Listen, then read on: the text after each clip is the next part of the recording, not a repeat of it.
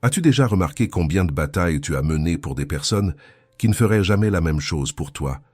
Combien de fois tu t'es laissé pour plus tard, tu as mis tout le monde en premier et tu as porté un poids que personne ne t'avait demandé de porter?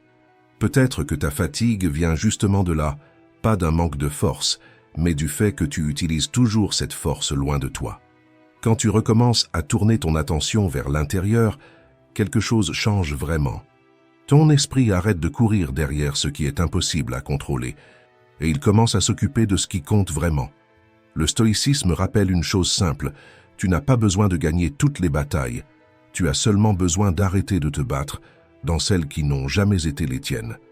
Imagine vivre sans te rapetisser pour entrer dans la vie de qui que ce soit, sans essayer de plaire tout le temps, sans te perdre juste pour préserver la paix des autres.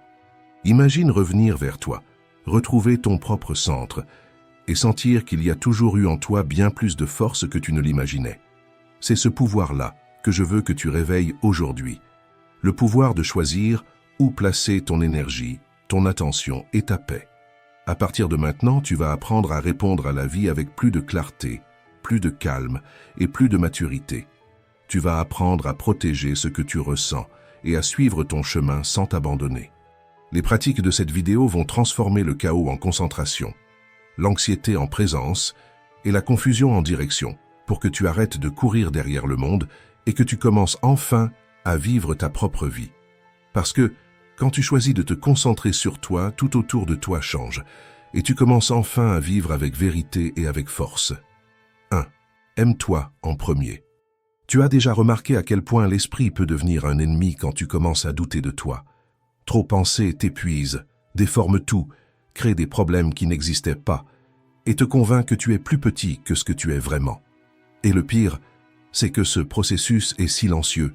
Il se passe à l'intérieur alors que, de l'extérieur, tu sembles vivre normalement. La vérité est simple. Quelqu'un qui ne s'aime pas commence à voir le monde comme un tribunal. La moindre opinion devient une sentence. La moindre critique devient une menace. Le moindre silence devient un rejet.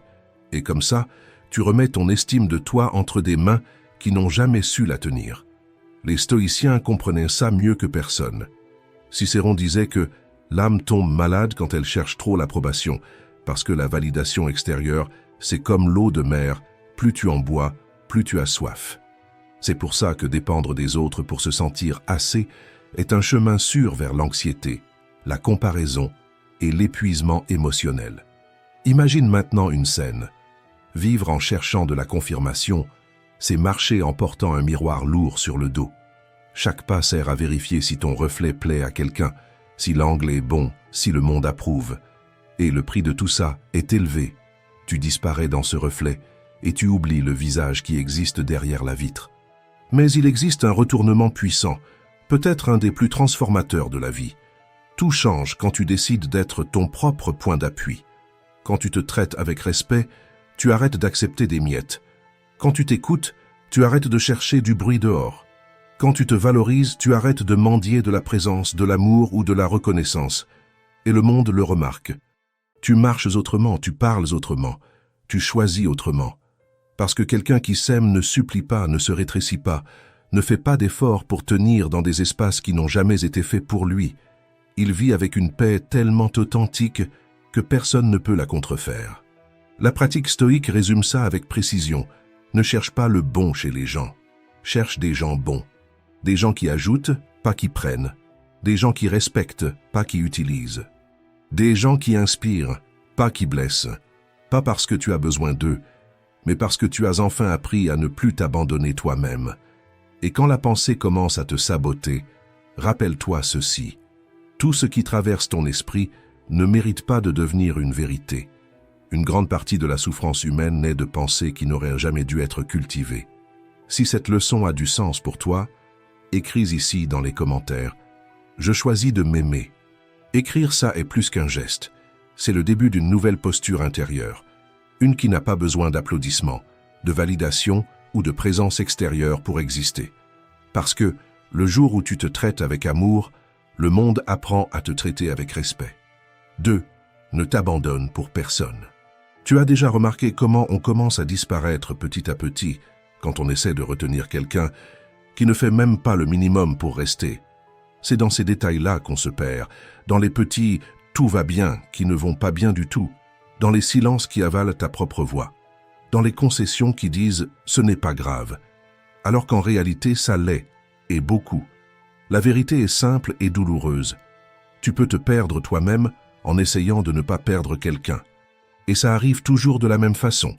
Tu acceptes des miettes émotionnelles, tu normalises des manques de respect, tu avales des excuses répétées, tu tolères des comportements qui te blessent. Tout ça par peur de te retrouver seul. Mais la solitude que tu crains n'a rien à voir avec la solitude de vivre avec quelqu'un qui te diminue. Les stoïciens comprenaient ça avec une clarté impressionnante.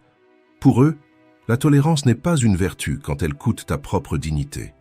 Une tolérance sans limite n'est pas de la bonté. C'est une autodestruction déguisée. Pense à un pont. Il ne s'effondre pas d'un seul coup. Il cède en silence. Il se fissure de l'intérieur, il perd sa structure, jusqu'au jour où il ne peut plus soutenir personne. Et tu es ce pont quand tu portes des poids qui n'auraient jamais dû être les tiens. Montaigne a écrit que personne ne peut être loyal envers le monde entier sans d'abord se trahir lui-même. Et c'est exactement ce qui se passe quand tu te courbes pour entrer dans la vie de quelqu'un. Tu disparais dans le processus. Les relations saines ont un rythme naturel. Tu donnes, l'autre donne. Tu prends soin, l'autre prend soin. Tu soutiens, l'autre soutient. Mais quand il n'y a que toi qui tiens tout, tu cesses d'être une personne. Et tu deviens un support. Et un support n'est pas vu, n'est pas valorisé, n'est pas retenu. Un support est seulement utilisé tant qu'il tient, et jeté quand il casse. La pratique stoïque est simple et profondément libératrice. Les limites n'éloignent pas les gens. Les limites révèlent qui devrait vraiment rester. Parce que quelqu'un qui t'aime n'a pas peur de ta limite, il a peur de te perdre en la franchissant. Quelqu'un qui te veut du bien ne demande pas ta soumission, il demande ta vérité. Quelqu'un qui te valorise ne s'agace pas quand tu dis non, il s'agace quand tu t'abandonnes. Alors pose-toi une question honnête, sans filtre, sans excuse. Combien de moi-même ai-je dû abandonner pour garder cette personne? Si la réponse te serre la poitrine, si elle te rétrécit à l'intérieur, si elle fait monter ta voix mais que tu la repousses encore, alors il y a quelque chose de très clair qui se passe. Tu n'es pas en train de perdre la personne, tu es en train de te perdre toi-même. Et à la fin de la journée, la vérité est celle-ci. Perdre quelqu'un fait mal, mais perdre sa propre identité détruit. Récupère-toi, reconstruis-toi et remets-toi au centre de ta propre vie. Les limites ne sont pas des murs, ce sont des portes que tu fermes pour protéger la seule chose qui, si elle s'en va, ne revient jamais. Toi. L'art stoïcien de commander tes émotions. Il y a toujours quelqu'un qui teste tes limites. Parfois, c'est un mot de travers, un geste impatient, un commentaire inutile. Et, quand tu t'y attends le moins, tu n'es déjà plus en train d'agir comme quelqu'un qui décide. Tu fais seulement renvoyer le chaos que tu as reçu. Mais il existe une vérité que les stoïciens répétaient sans se fatiguer. Celui qui t'irrite te contrôle. Non pas parce que l'autre a trop de pouvoir, mais parce que, à cet instant-là, tu lui as donné le tien. Personne n'est vraiment libre, tant que l'humeur des autres dicte encore ce qu'elle ressent à l'intérieur. Blaise Pascal disait qu'un homme fort est celui qui maîtrise ses impulsions avant que ces impulsions ne maîtrisent sa vie. Et c'est exactement ça que nous sommes en train de perdre dans le monde moderne. La capacité de respirer avant de réagir, d'observer avant d'exploser, de choisir avant d'attaquer. Pense à ton esprit comme à un verre d'eau. S'il est calme, n'importe quel mouvement crée des vaguelettes légères qui disparaissent vite. Mais s'il est agité, il suffit d'effleurer avec le doigt pour qu'il déborde. La plupart des gens vivent ainsi, en débordant, à la merci de la moindre provocation, réagissant au monde comme s'ils n'avaient absolument aucun choix. La pratique stoïcienne est justement le renversement opposé. Elle t'enseigne qu'aucune émotion ne doit venir avant la conscience, et que toute réponse née de l'impulsivité revient contre toi avec des intérêts élevés. La colère blesse d'abord celui qui la ressent. La peur paralyse celui qui l'alimente. L'insécurité crée des ennemis imaginaires avant même d'en reconnaître un véritable. Les émotions sont le volant de ta vie. Entre les mains des autres, tu te craches, entre les tiennes, tu conduis. Et c'est pour ça que le contrôle émotionnel n'a rien à voir avec la froideur ou l'indifférence, Il ne s'agit pas d'étouffer les sentiments, mais de les remettre à leur juste place, pour qu'ils ne prennent pas le commandement de ta maison intérieure. Quand quelqu'un te provoque, respire. Quand quelqu'un te presse, observe. Quand quelqu'un essaie de te manipuler, fais silence. Le silence n'est pas une fuite, c'est une stratégie. La pause n'est pas une faiblesse, c'est une maîtrise. Le calme n'est pas une absence d'émotion, c'est le signe que tu es aux commandes. Si tu veux découvrir jusqu'où tu peux aller, observe ta capacité à ne pas réagir dans la chaleur du moment. Plus ta capacité à retenir l'impulsion est grande, plus ton pouvoir de contrôler toute ta vie est grand. Et à partir d'aujourd'hui, garde ceci. C'est toi qui décides qui peut toucher ton centre. Cette phrase est ta limite, ton bouclier, le rappel qu'aucune provocation ne mérite la clé de ta paix. Parce qu'au fond, contrôler tes émotions, ce n'est pas ressentir moins, c'est vivre plus conscient, agir avec intention et montrer au monde, avec une fermeté calme, que ton esprit a un propriétaire. Et ce propriétaire, c'est toi. 4. Commence à commander ta propre histoire. Tu as déjà remarqué comment la vie change exactement au moment où tu arrêtes de justifier tout ce qui se passe dehors et que tu commences à regarder ce qui se passe ici, dedans. Il naît une force à cet instant, une force qui ne crie pas, mais transforme. Elle apparaît quand tu acceptes que tes choix, tes actions et même tes erreurs font partie de l'histoire que toi seul peux écrire. Cette force ne vient pas de la perfection, elle vient du courage. Le courage d'admettre que personne ne va mettre de l'ordre dans ta vie à ta place, personne ne va porter tes douleurs, personne ne va parcourir le chemin que seules tes jambes peuvent traverser. Les stoïciens appelaient en cela l'autogouvernement. La capacité de se diriger soi-même comme un capitaine dirige un navire en pleine mer. Et un capitaine expérimenté sait qu'il ne contrôle pas le vent, ni les vagues, ni les marées, mais il contrôle la barre, et ça change absolument tout. Imagine maintenant la scène. Le ciel s'assombrit, la mer se lève, le pont tremble. La première réaction est de blâmer la tempête, de maudire la malchance, de se plaindre du destin. Mais il existe un détail qui décide de la fin de cette histoire. Quand tu lâches la barre, la mer décide à ta place. C'est exactement à ce point que la majorité bloque. Et c'est exactement là que la responsabilité commence. Parce que la responsabilité, c'est ce moment où tu réalises que tu ne choisis pas le décor, mais tu choisis comment tu vas le traverser. Et c'est dans cette ligne fine entre destin et choix que Schopenhauer offre la phrase qui attache tout comme un nœud solide. Le destin mélange les cartes, mais c'est nous qui jouons. Cette phrase ne parle pas de chance, elle parle de posture. Elle dit que même quand le monde mélange tout, c'est encore toi qui décides quelle carte tu poses sur la table. Et c'est cette décision, petite, intime, invisible aux autres, qui définit le cours de ta vie. Assumer la responsabilité, ce n'est pas collectionner les fautes, c'est collectionner la conscience. C'est comprendre que l'erreur n'est pas un verdict, c'est un miroir. Il ne montre pas qui tu es, il montre qui tu peux devenir. Une pierre sur le chemin peut être quelque chose sur lequel tu trébuches tous les jours, ou la première marche vers un endroit où tu n'as jamais eu le courage de monter. La responsabilité, c'est aussi la maturité émotionnelle. Comprendre que les mauvaises décisions naissent d'émotions mauvaises, et que pour cette raison, tu ne décides rien quand tu es dévoré par la colère. Tu ne promets pas le monde quand tu es euphorique, et tu ne remets pas ta paix à quelqu'un qui vit en tempête intérieure. C'est protéger ton temps, ton énergie, et le futur que tu es encore en train de construire, brique après brique.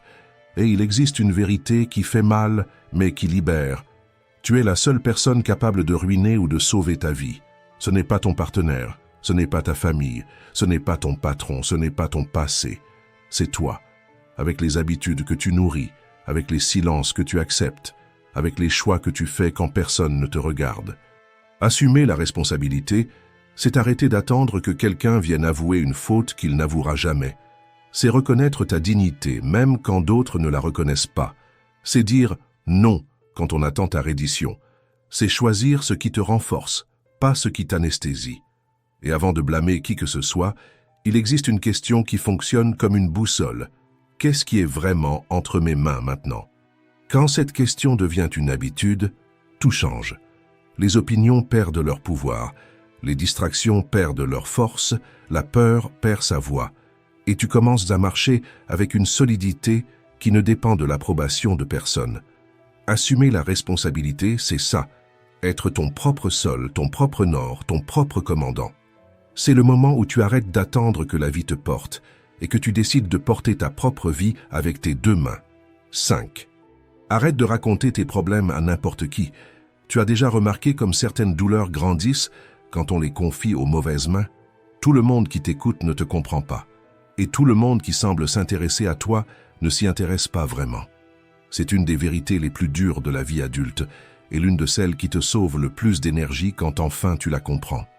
Le monde est rempli de curieux déguisés en conseillers, d'indifférents déguisés en amis, et de gens qui ne s'approchent que pour mesurer ta faiblesse. Ouvrir ton âme à n'importe qui, c'est comme laisser la porte ouverte en pleine tempête. Tu ne contrôles pas ce qui peut entrer, et encore moins ce qui peut être emporté. Les stoïciens savaient ça. Épictète disait que la parole est du vent, mais la vulnérabilité est une racine, parce que tout ce que tu livres de ton intérieur cesse d'être seulement à toi. Et quand tu partages tes blessures avec quelqu'un qui n'a pas la maturité de s'en occuper, tu t'affaiblis au mauvais endroit, au mauvais moment pour la mauvaise personne. Réfléchis à cela avec clarté. Il existe un cercle petit, très petit, de personnes qui veulent vraiment ton bien. Ce sont celles qui t'offrent un silence qui réconforte, et non un jugement déguisé en conseil. Ce sont celles qui portent ta douleur avec respect, sans la transformer en opinion, en potin ou en munition. Ton cœur est comme une flamme. Dans les bonnes mains, il éclaire. Dans les mauvaises, il s'éteint. L'attitude stoïcienne commence ici. Choisis avec qui tu partages le poids de ton esprit. Toute oreille ne mérite pas ta confidence. Toute présence ne mérite pas ton soulagement. Toute compagnie ne mérite pas l'accès au territoire sacré de ton intimité. Certaines personnes ne veulent pas te comprendre. Elles veulent t'analyser. Certaines ne veulent pas te soutenir, elles veulent te mesurer. Certaines ne veulent pas t'écouter. Elles veulent stocker ta douleur pour l'utiliser quand ça les arrange. Alors, avant d'ouvrir ton cœur, pose-toi la question qui économise des années de souffrance. Cette personne veut-elle vraiment m'écouter ou seulement m'examiner? Ta paix vaut plus que la curiosité des autres. Ton esprit vaut plus que les ragots d'autrui, et ta douleur vaut plus que l'opinion de quelqu'un qui ne prend même pas soin de sa propre vie.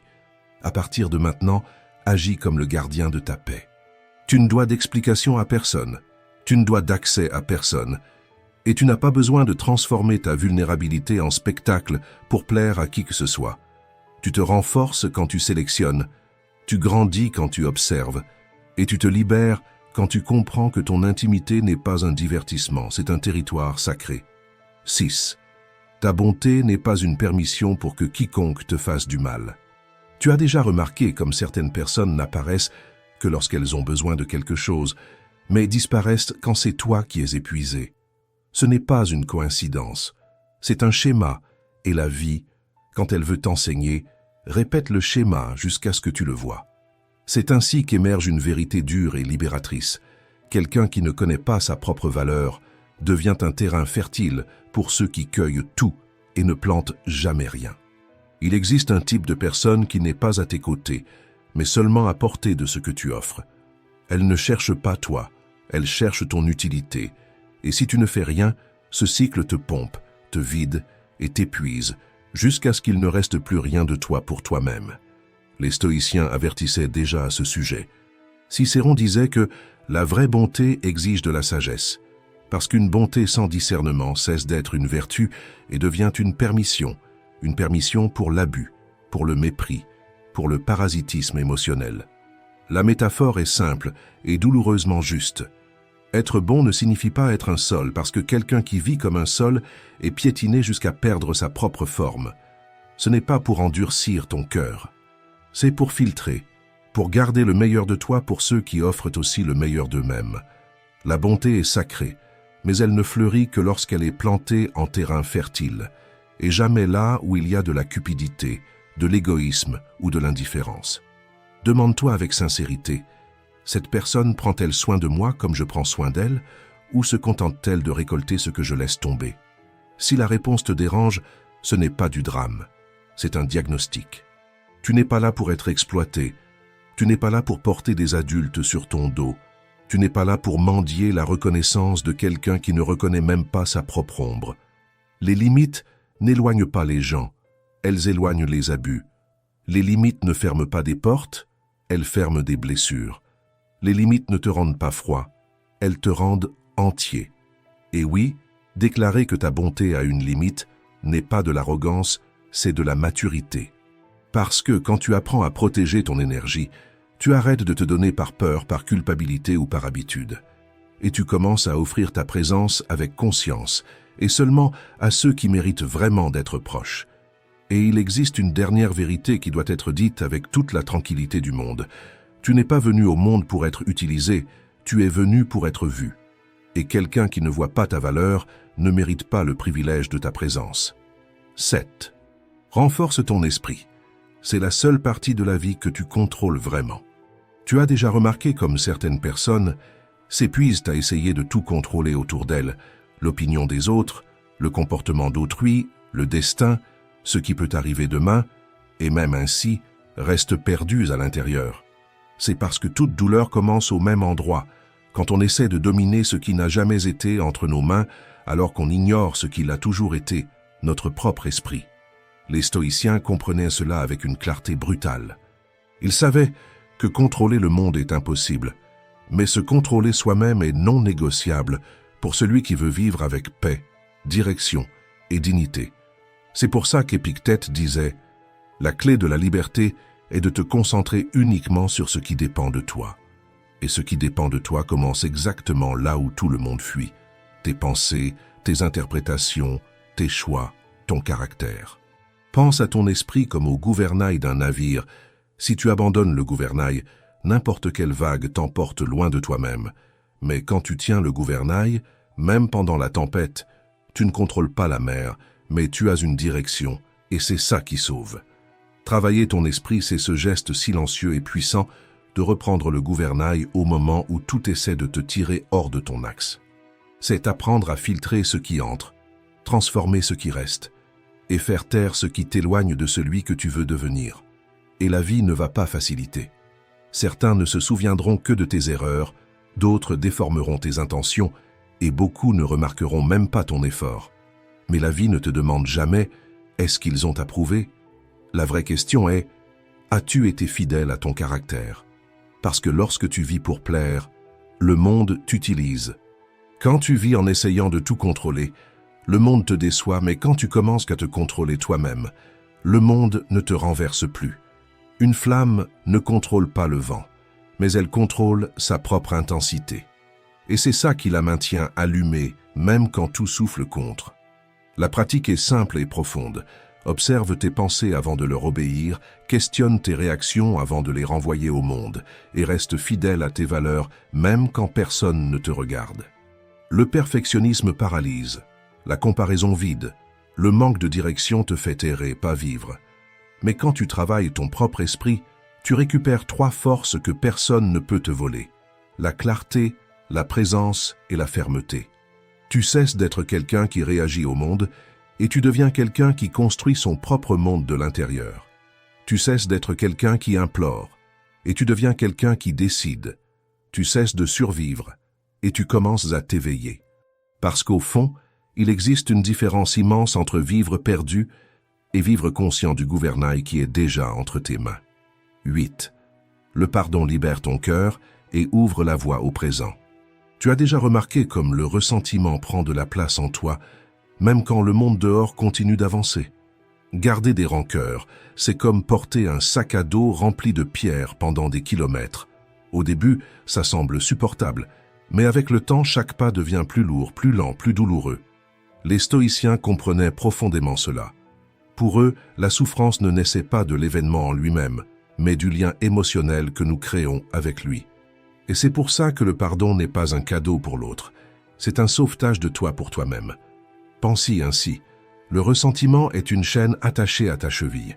Le pardon est la clé que tu tiens toi-même. Quand tu ne pardonnes pas, tu ne punis pas l'autre, tu prolonges ta propre douleur.